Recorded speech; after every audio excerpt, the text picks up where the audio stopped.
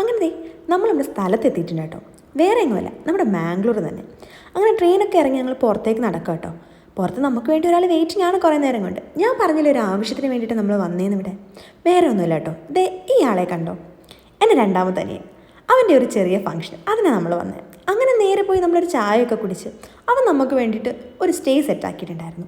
അവിടെ ചെല്ലുന്നിടം വരെ അത് കൊള്ളാമോ കൊള്ളാമോ കൊള്ളാമോ കൊള്ളാമോ എന്നുള്ള ചോദ്യമായിരുന്നു. അവിടെ ചെന്ന് കഴിഞ്ഞപ്പോഴോ ഒന്നും പറയാനില്ല, അടിപൊളി എന്ന് വെച്ച് കഴിഞ്ഞാൽ അടിപൊളിയായിരുന്നു.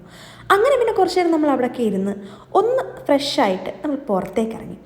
മാംഗ്ലൂർ വന്നു കഴിഞ്ഞാൽ നമ്മൾ ഇവിടെ വരാതിരിക്കുമോ, നമ്മുടെ സിറ്റി സെൻറ്ററിൽ. അങ്ങനെ അടുത്ത ദിവസത്തേക്കുള്ള ഫംഗ്ഷന് വേണ്ടിയിട്ട് കുറച്ച് ഷോപ്പിംഗ് ഉണ്ടായിരുന്നു. അതെല്ലാം കഴിഞ്ഞ് ഞങ്ങളത് നേരെ റൂമിൽ വന്നപ്പോഴോ ചെക്കൻ ഫംഗ്ഷന് വേണ്ടിയിട്ടുള്ള ഫാഷൻ ഷോയിലാണ് കേട്ടോ. അതെല്ലാം കഴിഞ്ഞ് ഒന്ന് ഫുഡൊക്കെ കഴിച്ച് ഫ്രഷായി വന്ന് കിടന്നപ്പോഴോ പോത്തുപോലെ വളർന്നെങ്കിലും എന്താ നമ്മുടെ കൂടെ വഴക്കുണ്ടാക്കാൻ നിൽക്കുന്നു. ഇനി ബാക്കി വിശേഷം പിന്നെ. ബൈ.